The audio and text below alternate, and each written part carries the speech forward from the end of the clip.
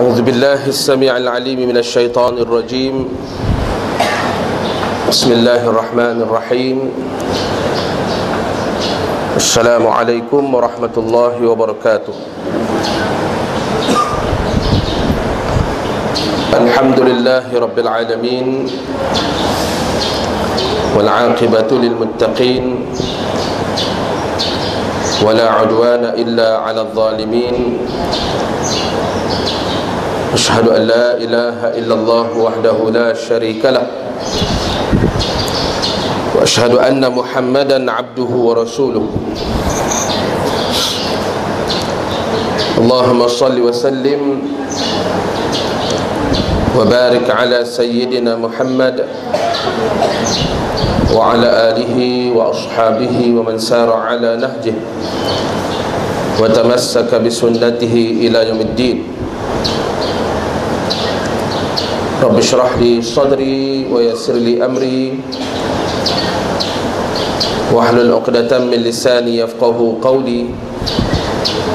سبحانك لا علم لنا إلا ما علمتنا إنك أنت العليم الحكيم. ولا حول ولا قوة إلا بالله العلي العظيم. قال تعالى في كتابه الكريم: أعوذ بالله من الشيطان الرجيم. بسم الله الرحمن الرحيم. إنا أنزلناه في ليلة القدر وما أدراك ما ليلة القدر. ليلة القدر خير من 1000 شهر. تنزل الملائكة والروح فيها بإذن ربهم من كل أمر. سلام هي حتى مطلع الفجر.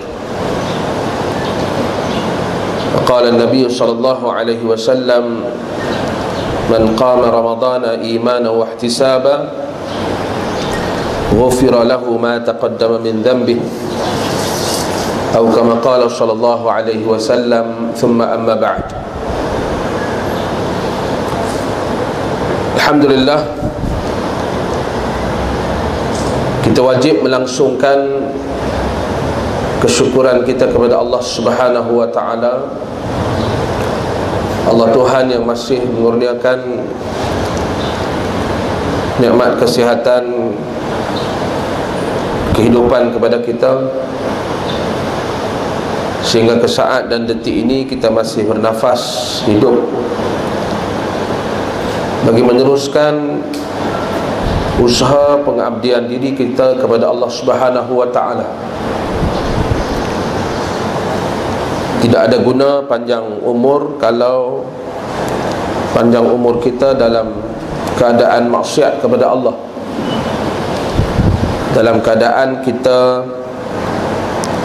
tidak mematuhi perintah Allah, kita mengabaikan tanggungjawab perkara yang difardukan oleh Allah Subhanahu wa ta'ala. Kita bersyukur juga kepada Allah kerana Allah sekali lagi mempertemukan kita dengan bulan yang penuh keberkatan ini, Ramadan Al-Mubarak, bulan yang Allah menjanjikan segala amal ibadah khusus ataupun yang umum yang kita lakukan sepanjang tahun, tetapi bulan ini Allah lipat gandakan, sehingga menjadi istimewanya bulan ini, spesialnya bulan ini. Selain daripada bulan ini merupakan bulan Allah Subhanahu wa ta'ala mengurniakan atau menganugerahkan kepada Nabi Muhammad dan kita umatnya Al-Quranul Karim, yang bukan sembarangan kitab. Al-Quran mengatasi kitab-kitab Allah Ta'ala sendiri yang lain. Al-Quran mengatasi Zabur, Taurah dan juga Injil. Al-Quran memiliki mukjizatnya yang tersendiri, yang kekal sehingga hari ini dan sehingga hari kiamat. Selain daripada mukjizat Al-Quran, Allah juga menjadikan Ramadan ini Di dalamnya ada Lailatul Qadar yang dijanjikan kiraan ataupun countdown, kiraan menurun sebelum tibanya 1 Syawal, iaitu hari-hari ganjil. Kalau bermula daripada 20, artinya 21, 23, 25, 27 dan 29. Allah yang mencipta kita, Allah tahu sikap kita. Selalunya manusia kalau dia buat kerja, ujung-ujung tu dia tak apalah, nak habis kan? Kalau kita meniaga pun meniaga pun balik, bila dah dekat nak habis tu, kita cedok tepung bagi lebih, ataupun kita bubuh pilah, tepung tinggal sikit, bubuh pilah nipis sikit pada hak kita duk jual hak awal. Kacang pun dah tinggal sikit, nak jual juga, bubuh pilah sikit daripada hak kita bubuh awal. Sikap macam tu Allah tahu, sikap nak berhabis. Sebab tu Allah letak Lailatul Qadar ujung. Kalau Allah letak awal, surut habis kita dengan saya sekali. Ada masjid yang saya duk berkunjung. Lani alhamdulillah, Dr. Mazlan bila dah kawan-kawan pakat pecat, tak mau panggil dah saya mengajak tazkirah dan sebagainya, saya ada peluang untuk pilih sembahyang tarawih di masjid-masjid yang saya nak pergi. Jadi adalah masjid ni, sebuah masjid ni 10 malam yang pertama ramai, sampai malam hak pertama sungguh-sungguh hak kita tak puasa lagi tu, baru nak makan sok tu, saya sampai parking ni sampai orang tak peduli, orang letak-letak gitu lah, nak keluar jam. Masjid tu agak besar dan parking dia pun besar, ramai semua, penuh masjid tu. Saya tanya orang masjid ni kalau penuh betul-betul hari Jumaat, berapa boleh masuk? Dia kata senang-senang, dia kata ustaz, dia masuk 2,000 orang lebih. 10 yang kedua kurang, tapi taklah sampai surut habis separuh. Saya tak kesempatan 10 yang kedua tu, hanya 1 malam 2 malam. Tapi bila saya pergi pula 10 yang akhir ni tuan-tuan, dia kembali penuh. Saya bersyukur kepada Allah kerana orang yang mengunjungi masjid tersebut orang yang ada ilmu. Selain daripada mereka datang untuk melaksanakan solat sunat tarawih, mereka juga saya yakin mengejar i'tikaf, pahala i'tikaf. Dan Nabi SAW, Sayyidatina Aisyah menyatakan, menceritakan kepada kita 10 malam akhir itu Rasulullah tidur di masjid kan, tak boleh balik. Walaupun kawan-kawan kita termasuk saya sendirilah balik semalam, dia pun balik, cuma balik lambat sikit daripada biasa saja. Tapi itulah yang saya faham, yang saya nampak ialah semakin ramai di kalangan orang Islam ada ilmu, dia faham, dia buat sesuatu berdasarkan ilmu, bukan berdasarkan ikut-ikutan. Cuma masih lagi ada lah, masih ada lagi maksud saya, masjid ataupun surau yang ketinggalan dari sudut tu. Kalau tuan-tuan perempuan pergi cek, tengok, buat kajian, tengok, saya yakin bahawa masjid surau macam tu mereka kurang buat kuliah pengajian. Itu dah saya berani kata dah. Mereka ni habis solat maghrib duduk sembang sementara tunggu Isya. Tradisi lama, tak mau nak kuliah-kuliah ni tak lagi. Ustaz tu mai dia duk abang kat kita, banyak nak kena buat pula. Dia duk abang, sama ni kita duk buat, benda tu tak boleh buat, kita nak kena tinggal. Mungkinlah itu kemungkinan, bukan kita nak menyebarkan fitnah dan sebagainya. Tetapi malangnya kita tengok seawal minggu kedua Ramadan, hari itu radio dah bunyi lagu raya. Saya pun tak tahu macam apa yang mereka nak hambat sangat 1 Syawal. Seakan tidak lagi menghormati Ramadan Al-Mubarak, seakan seolah-olah menafikan ataupun tak ambil peduli, tak ambil kisah apa yang Allah Ta'ala nak bagi di akhir Ramadan. Saya cukup anti lah, minta maaf lah kalau orang pasang lagu raya lah ni. Saya cukup tak boleh terima, kerana orang tu bagi saya, dia cuba tarik fokus saya untuk nak terus berbakti kepada Allah di penghujung Ramadan. Ada yang tergamak tukar ni ringing tone ringing tone Syarif ini menyanyi lagu raya.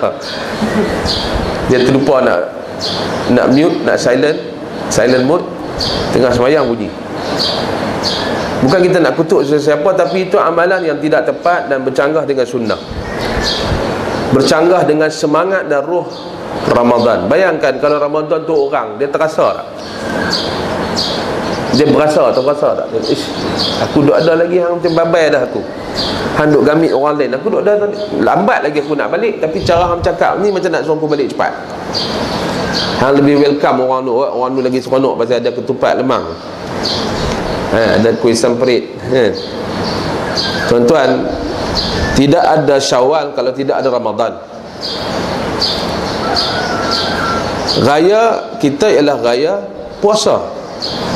Kalau ada orang kata, "Tu Ustaz, tak boleh kita panggil raya puasa ni, tak betul, dia Aidil Fitri." Saya nak kata, orang tu yang tak betul. Memang raya kita raya puasa. 1 Syawal ada kerana ada puasa sebulan Ramadan. Yang kita raikan ialah kita berjaya menidakkan hawa nafsu sepanjang bulan Ramadan. Sebab tu bila terbenam matahari yang terakhir bulan Ramadan, kerana kelihatan anak bulan Syawal ataupun mengikut, kalau di Malaysia ni mengikut hisab, artinya kita dah berjaya, dan sebab tu kita disunatkan bertakbir. Jadi tak duduk kita dah menyanyi lagu raya ni sekarang ni, kita bukan Kuang Ifat Choi yang tiba-tiba raya, tak ada apa-apa, tak didahului dengan ibadah apa-apa, tiba-tiba raya. Kita bukan macam Christmas, tak tahu tak bunyi apa, tak tahu apa, 25 Disember raya. Kita tak. Malah 1 Syawal itu adalah kelangsungan ibadah kita kepada Allah. Dia bukan macam perayaan-perayaan lain, perayaan-perayaan yang kerajaan sambut. Contohnya perayaan apa, ulang tahun tahun baru, sambutan hari kemerdekaan yang nak main 31 Ogos pula ni, apa lagi sambutan-sambutan yang lain. Tak sama. Walaupun itu juga kita boleh kata keraian, perayaan, tetapi Aidil Fitri ni ibadah. Aidil Fitri wajib, dia perintah Allah. 1 Syawal haram kita makan, berdosa kalau haram kita makan, haram kalau kita tak makan, berdosa kalau kita puasa. 1 Syawal hang qada ke hang puasa apa, semua tak boleh 1 Syawal. Jadi kalaulah kita ada ilmu, kita tak tergopoh-gopoh. Ulama tuan-tuan, akhir-akhir ni dia pakat teriak, dia bukan seronok.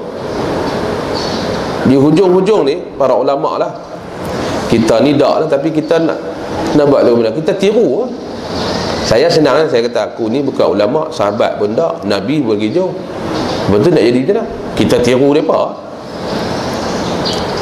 kan. Kita bukan ulama, tapi kita tiru ulama. Tiru ulama macam mana? Ulama hak hujung ni dia pandang serius.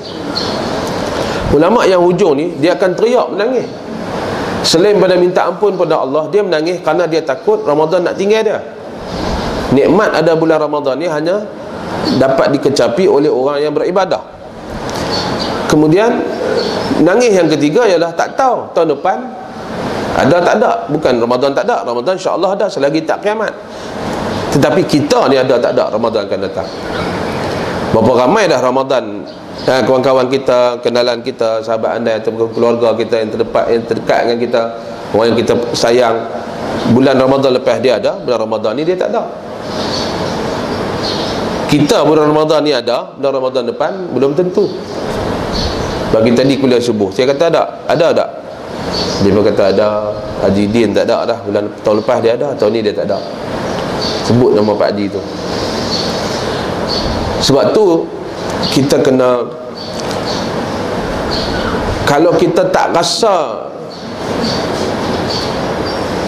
Orang kata apa, resah dengan pemergian Ramadan ni, kita buat rasa tengok macam mana.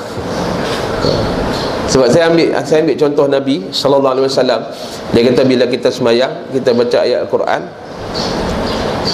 kalau kita tak berasa nak menangis, kita pulun bagi menangis juga.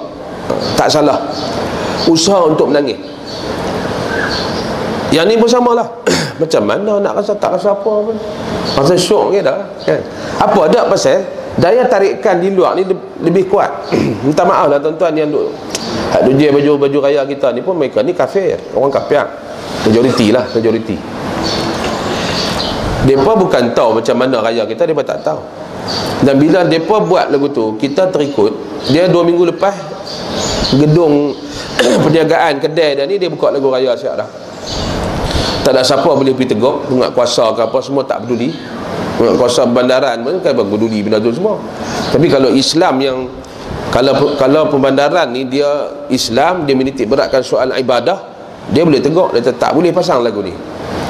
Sama juga dengan saya kesal apabila RTM, bukan radio yang tak ketahuan tu, RTM sendiri yang pasang lagu raya. Saya tak tahu penerbit dia ke siapa, pengarah RTM negeri ke apa, dia bagi arahan ke ataupun dia memberi kelulusan kepada DJ untuk pasang lagu raya dengan begitu awal. Ini semua menarik perhatian kita, fokus kita kepada sepatutnya kita melipat gandakan lagi ibadah kita, melipat gandakan lagi istighfar kita, taubat kita, mohon keampunan kita, mohon rahmat kita, mohon barakah kita daripada Allah dengan daya tarikan macam tu. Semalam selepas tarawih, saya keluar daripada masjid berkenaan. Dekat dengan masjid tu ada tempat dia buat sementara shopping ni lah. Saya tak tentang itu sebab saya pun pergi juga. Dan semalam ni memang saya pergi pasang 2 niat. Niat yang pertama sebab orang rumah ajak pergi cari telekong. Niat yang kedua ialah nak pergi tengok, nak pergi tinjau tengok ada tak wajah-wajah saya jumpa dalam masjid tadi ada di situ. Nak abad kat tuan-tuan perempuan, majoriti wajah yang ada di situ tak ada di masjid. Saya yang leceh, lepas masjid pergi tahun tu, orang masjid habis balik ataupun iktikaf di masjid, saya pergi tempat tu. Saya pergi tempat tu, saya tengok orang yang ada di pasar tersebut, majoritinya juga anak-anak muda. Terus saya ajak hati saya dalam diam lah, anak-anak isteri ni bila daripada shopping, saya dalam hati saya risau. Saya cuba meresahkan diri saya, bimbang. Anak-anak muda pegang tangan, tahu lah, tengok tahu bukan suami isteri. Saya jalan dengan isteri tak pegang tangan, kadang-kadang pegang, kadang-kadang banyak, kadang tak pegang. Kadang-kadang pegang banyak, kadang tak pegang. Tapi kalau duk pegang tak putih-putih tu bagus, alhamdulillah. Tapi kita boleh tahu budak-budak muda yang tak kahwin ni, kita boleh kenal cara depa. Di shopping sekali, mak bapak duk tak mana tak tahu depa pula dia pergi shopping. Beli betul kan, tak beli barang, tengok tangan tak pegang apa lagi. Tuan-tuan dan sekalian, kebimbangan ni kita nak kena ada dalam diri kita, sebab kita nampak pembangunan ilmu ni macam tak seimbang. Minta maaf no, Dr. Mazlan no. Di sini pun mana dia anak-anak kita,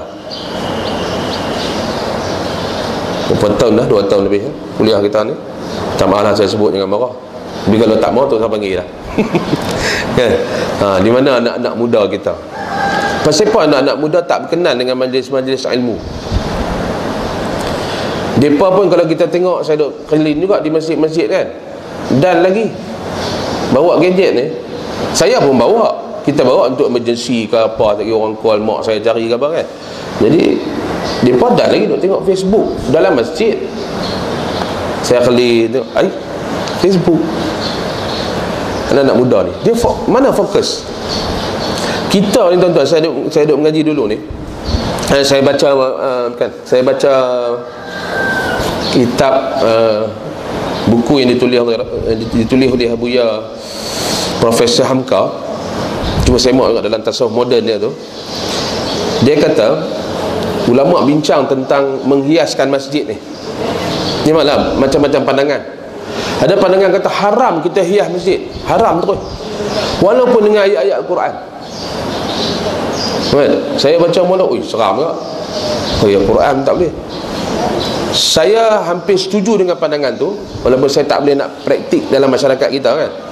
Saya hampir setuju. Sebab apa? Hujah dia senang. Kita masuk dalam masjid, fokus kita sepatut pada siapa? Sudahlah kita sibuk pergi market, pergi sana, pergi sini, jumpa orang. Kalau kira ayat lagi, Dr. Mazlan sebab tak jadi ukir ayat. Sebab tak jadi dua kali dah kan. Kalau jadi ukir ayat, Allahu Akbar. Masa nak fokus betul-betul pada Allah tu dalam masjid tu lah. Tiba-tiba kita masuk dalam masjid, kita pijak-pijak lantai masjid, kita dapat kapet tebal. Hati kita kata, tebal kapet ni. Allah dah tak tahu tu. Lepas tu kita langut pula tengok, cantiknya masjid. Siapa hias masjid tu? Manusia. Saya tengok tu Masjid Negara, masa mereka tengah duk touch up. Masjid Negara dulu kosong kan. Rupanya panggil mai pakar daripada Iran ke daripada Mesir. Duk mai ukiak. Makan tau tu, tuat depan tu. Duk ukiak, nak bagi cantik. Jadi kalau orang masuk, orang tengok, ni mana macam ni? Ukiran mana? Sepatutnya masuk dalam masjid, tak ada dah, fokus Allah terus. Sebab tu masuk-masuk tahiyatul masjid dulu, bukan tengok keliling masjid. Tahiyatul masjid ni sampai Nabi tegur seorang sahabat. Nabi tengah khutbah, tengah berkhutbah, sahabat tu masuk, dia terus duduk. Nabi perhabis hayat dia cakap tu, berhenti. Dia kata, siapa tadi yang duduk? Sahabat kata, ya Rasulullah. Dia kata, bangun, solat 2 rakaat tahiyatul masjid. Memanglah bunyi itu menghormati ataupun penghormatan kepada masjid, tetapi hakikatnya ialah penghormatan ataupun kita solat 2 rakaat itu ialah kerana menghormati Allah, Tuhan kepada masjid tu, Tuhan punya rumah tu. Kita masuk rumah Allah. Masuk rumah Allah masih ingat orang Turki, teringat orang Iran, teringat kipas angin di Pun, teringat kapet Bangla Turki, teringat kapet Turki. Tanya pula, ni kapet ni berapa? Yang ni sekeping ni pun saja boleh beli kancil sebiji tu. Ni 40,000 ni sekeping. Sekeping tu ni 20 keping. Mampu duk kira tu pula dah. Sebab tu sampai macam tu ulama yang begitu teliti lah kan. Kita tak boleh kata apa teruk amal begitu. Dah tak? Bagi saya, kalau itu pandangan ulama, kita kena respect dan kita kena hormati. Kalau kita tak boleh ikut, tak apalah. Jangan kita condemn dia. Kerana dia begitu teliti, dia takut hati dia lari daripada Allah. Fokus tadi tu. Bagi orang yang tak kisah tentang fokus hati pada Allah, dia kata tak apa, tak ada apa salah, tak salah apa. Nak menghiaskan masjid tak apa, tak salah. Kan? Ialah pandangan-pandangan ni adalah pandangan-pandangan ulama. Nas yang secara qat'i kata tak boleh hias masjid tu tak ada lah kan. Cuma bagi yang pandang bid'ah pula lagi berat. Dia kata ni bid'ah, tak boleh nak bagi cantik masjid, nak bubuh tubuh ni semua. Hatta ayat Quran